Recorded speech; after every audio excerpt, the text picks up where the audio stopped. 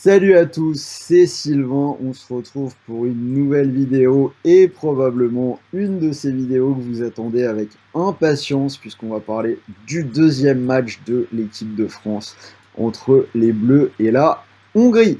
Alors, comme vous le savez, pour toute la durée de cet Euro 2021, j'analyse tous les matchs en vidéo sur la chaîne YouTube de Rue des Joueurs. Donc si vous aimez le football, n'hésitez pas à vous abonner. J'essaye de sortir les meilleures cotes, les meilleurs plans opérateurs et sachez que vous pouvez également profiter de jeux concours sur nos réseaux sociaux. Donc en ce moment sur Instagram, 2 voitures à gagner avec Rue des Joueurs et également un jeu énorme sur le site avec des voyages, la PS5, etc. Plein de belles choses. Donc on vous met le lien dans la description juste en dessous pour participer à tout ça. Alors, pour ce France-Hongrie, donc bien évidemment, je vais vous proposer un bonus pour jouer et ce sera Winamax, l'une des plus belles offres de la compétition. Je pense que vous en avez déjà entendu parler si vous suivez la chaîne. En ce moment sur Winamax, 100 euros déposés qui vous permettent de jouer avec 300 euros. Donc votre dépôt est instantanément doublé en free bet. Donc vous déposez 100, vous recevez tout de suite 200 euros de free bet, ça vous fait donc 300 euros pour jouer. Alors, on rentre tout de suite dans le vif du sujet, donc ce France-Hongrie, deuxième match des Bleus dans cet Euro, dans le groupe de la mort. Alors, les hommes de Didier Deschamps qui peuvent d'ores et déjà assurer leur qualification pour les huitièmes de finale en s'imposant. Les Bleus qui sont sortis vainqueurs de leur guerre face aux Allemands, victoire 1-0.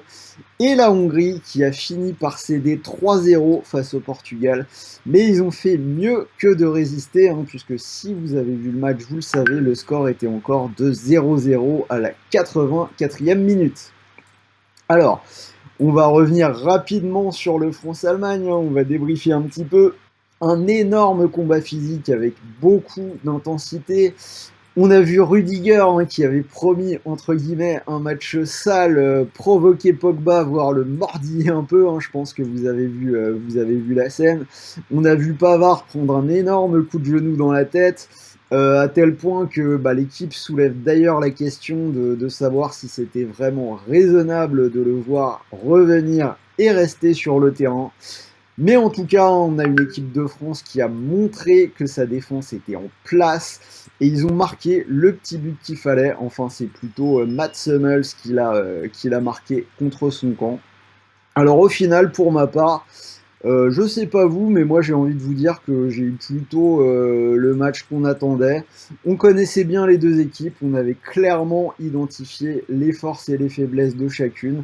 Alors quand même à noter quelques performances individuelles, on a bien sûr Paul Pogba qui a enfilé son costume des grandes compétitions.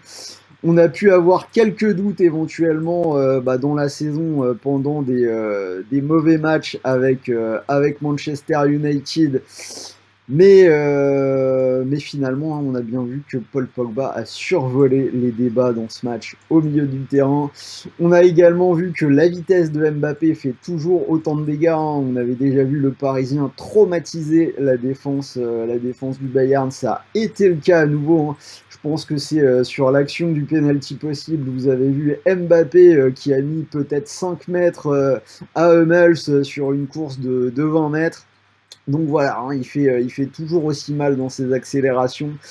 On l'a même vu un petit peu défendre, comme quoi il est capable de le faire efficacement, donc ça peut toujours être utile dans ce genre de match. Autre enseignement, on a quand même vu que Didier Deschamps avait un 11 bien installé, des changements qui sont arrivés de façon vraiment tardive, même pas dans les 3 dernières minutes. On a Tolisso qui a remplacé Benzema pour tenir le résultat à 2 minutes de la fin et gagner du temps. Et de la même façon, dans les arrêts de jeu, on a vu Dembélé remplacer Rabiot, là aussi pour gagner du temps, et a priori, on a Rabiot qui venait de prendre un ballon dans la figure et qui était un petit peu KO. Alors, niveau tactique, donc on n'a pas trop vu le milieu de terrain en losange dans ce match-là. Si vous regardez bien, Griezmann ne s'est jamais vraiment positionné en meneur de jeu dans le match, mais enfin pour moi c'était assez évident, c'était un peu compliqué contre cette Allemagne-là qui utilise beaucoup les côtés. Donc je pense que ce losange c'est surtout un axe de travail et qu'on le verra dans certaines conditions, mais peut-être pas dans les matchs comme ça. En tout cas, ce qu'on peut dire, c'est que le plus dur est fait avec cette victoire hein, pour une entrée dans la compétition contre l'Allemagne. En Allemagne, j'ai envie de dire que l'essentiel est fait. Il faut maintenant enchaîner contre la Hongrie. Alors, ce match contre l'Allemagne, il était un peu en mode 2018, j'ai envie de dire. Hein. D'ailleurs, comme l'a brillamment souligné l'équipe sur sa une d'hier. Alors, donc match en mode 2018 avec un bloc assez bas, une défense qui s'est quand même montrée impériale et sûre d'elle-même, avec l'idée ensuite d'exploser sur des attaques rapides en utilisant Mbappé. Alors après, comme je l'ai dit, on a pas mal travaillé le losange et d'autres animations offensives. Donc c'est vrai que sur ce deuxième match, on espère en voir davantage avec le ballon contre la Hongrie, un adversaire normalement plus faible qui devrait pas mal laisser le ballon aux joueurs de Didier Deschamps. Alors, parlons un peu de la Hongrie quand même. Une équipe qui va être chez elle à Budapest devant un stade plein. Et on l'a dit, cette équipe de Hongrie qui a été loin d'être ridicule dans sa résistance face au Portugal. Donc comme je l'ai dit, il y avait encore 0-0 dans les 10 dernières minutes. Ils se sont vus refuser un but et je commençais même à me dire que le nul entre les deux équipes allait permettre aux Bleus, au cas où, d'avoir un joker face aux Allemands. Mais au final, donc cette équipe de Hongrie qui a cédé face à une frappe contrée de Rafael Guerreiro et un doublé de Cristiano Ronaldo, qui est devenu ainsi le meilleur buteur de l'histoire de l'Euro. Alors il faut quand même noter la Hongrie qui souffre de l'absence de son meilleur joueur Szoboszlai, qui n'a quasiment pas joué en 2021. Résultat, on a vu un milieu de terrain qui a eu beaucoup de mal face aux Portugais et qui devrait à nouveau prendre le bouillon face à l'entrejeu des tricolores et notamment, je l'ai dit, Pogba qui a survolé les débats. Donc on verra peut-être ce losange dans le match contre la Hongrie. Alors tout ça pour dire, vous l'avez bien compris, les Bleus grands favoris de ce match et mes pronos vont aller en ce sens. J'en ai sorti 3, j'ai une victoire de l'équipe de France à 1,32, celle-là elle est assez évidente. L'équipe de France sans encaisser, ça monte à 1,74. Et on peut même s'aventurer sur un score exact multi-choix pour être en doublement de mise. Le classique 1, 2 ou 3-0 et ça fait monter la cote à 2,10. Alors, comme je vous l'ai dit, vous pouvez utiliser pour parier sur ce match le bonus d'inscription sur Winamax. 100 € déposés, 300 € pour jouer.